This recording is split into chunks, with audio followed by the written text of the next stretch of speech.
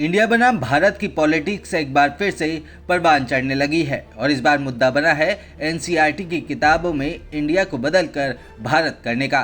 कांग्रेस, राजद, आम आदमी पार्टी और द्रमुक सहित विपक्षी दलों ने सामाजिक विज्ञान की पाठ्य पुस्तकों में इंडिया के स्थान पर भारत करने की एनसीईआरटी पैनल की मंजूरी की आलोचना की है। इसके उलट भाजपा के नेताओं ने सर्वसम्मति से इस कदम का स्वागत किया और सुझाव दिया कि यदि विपक्षी दल संविधान में विश्वास करते हैं तो उन्हें इससे आपत्ति नहीं होनी चाहिए। द प्रिंट ने सबसे पहले एनसीईआरटी के अध्यक्ष प्रोफेसर CI इसास्क, एक इतिहासकार और RSS विचारक के हवाले से बुधवार को इस घटनाक्रम की रिपोर्ट दी थी।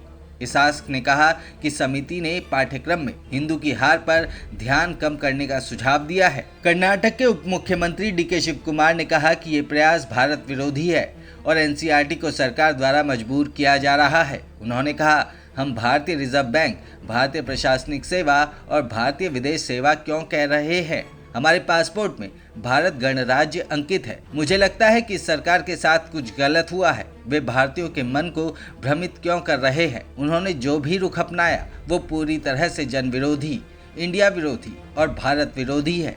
मैं आपको बता रहा हूँ कि उन्हें यानी कि एनसीईआरटी को NDA सरकार द्वारा मजबूर किया गया है।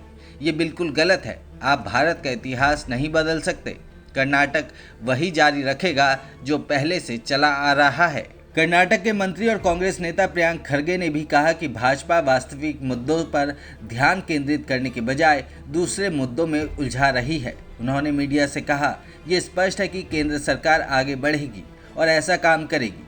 सरकार के साथ समस्या ये है कि वो नाम बदलने की होड़ में है। मुझे समझ नहीं आता कि भारत दैट इज इंडिया में क्या समस्या है जो संविधान में भी है। ये और कुछ नहीं बल्कि विविध मुद्दे हैं जिनमें सरकार प्रशासन पर ध्यान केंद्रित करने और वास्तविक मुद्दों से निपटने की कोशिश करने की बजाय उलझा रही है। गरीबी सूचांक, आर्थिक असमानता, प्रेस स्वतंत्रता सूचांक के बारे में क्या, उस पर क्यों बात नहीं करते?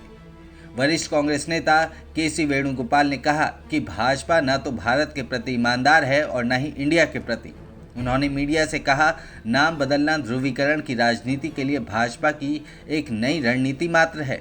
इस बीच DMK के प्रवक्ता ने कहा कि ये प्रकरण खोखली बयानबाजी के अलावा कुछ नहीं है। उन्होंने कहा, आज सत्यपाल मलिक का राहुल गांधी के साथ वीडियो सामने आया और वो ध्यान भटकाने के लिए ऐसा कर रहे हैं।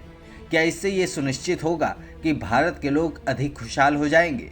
क्या ये सुनिश्चित करेगा कि भारत भूख और प्रेस स्वतंत्रता सूचांक में ऊपर आ जाएगा? तो इस तरीके से एक बार फिर इंडिया बनाम भारत की लड़ाई उफान पर है। क्या कहना है आपका? हमें कमेंट करके जरूर बताएं।